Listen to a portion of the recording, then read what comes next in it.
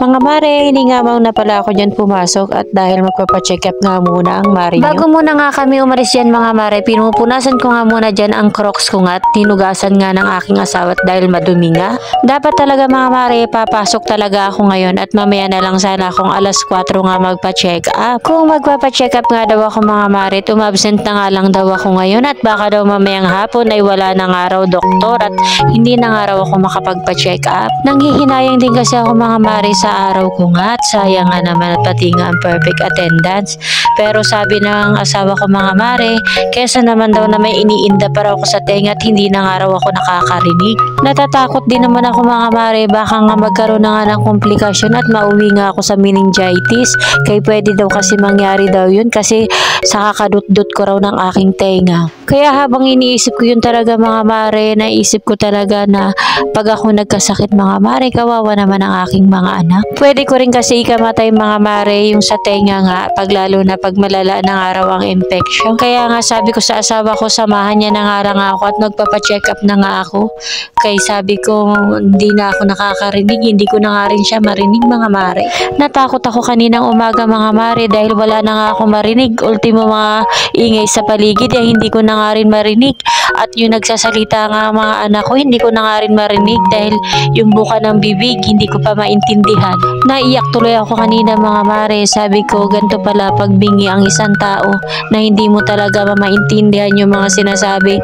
Lalo na't hindi ka nga sanay, lalo na sa bibig mo babasahin lang. Mayroon kasi akong kaibigan mga mare dun nga sa Akbel. Ayan nga rin ang kapansanan niya at mahina nga rin ang kanyang pandinig. Kaya sa bibig na lang kami nagsisenyasan. Maganda lang mga mare at sanay nga siya sa mga ganong senyasan.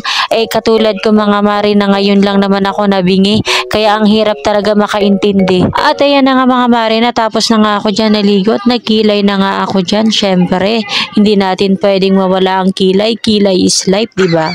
Kahit bingi nga tayo mga mare, ang importante ang kilay is buo pa rin.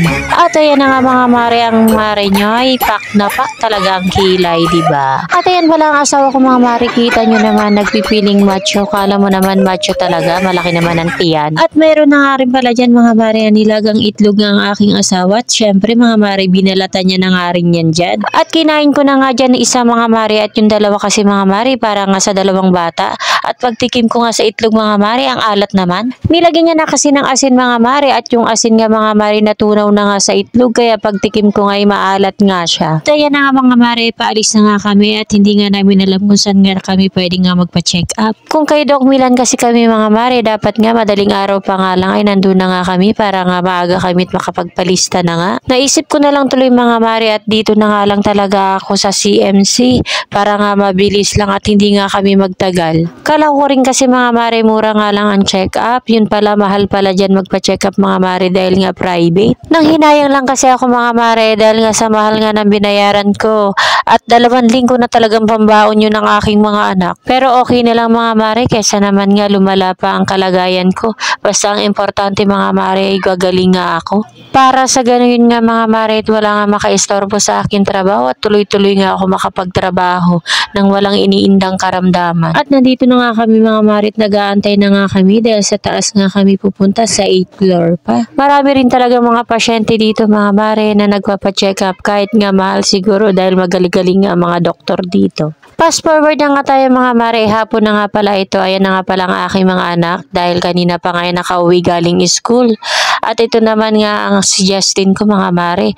Pagkarating nga galing school mga mare, yan nga kaagad ang iniintindi niya ang kanyang assignment. Marami kasing ginagawa yan mga mare, kaya pati dito sa bahay talaga naman ang dami pa rin sinusulat sa notebook niya. Ang maganda lang sa anak ko na to mga mare, talaga naman masipag sa kanyang pag-aaral. Yung dalawang anak ko kasi mga mare, pagkagaling nga sa school, wala na nga pakialam sa gamit, basta ilalapag na lang nga nila. At hindi ko nga rin napapansin mga mare kung gumagawa nga ba sila ng assignment. Bukas nga pala mga mare ay exam na nga daw nila. O diba mga mare, napakasipag naman talaga ng anak kong si Justin.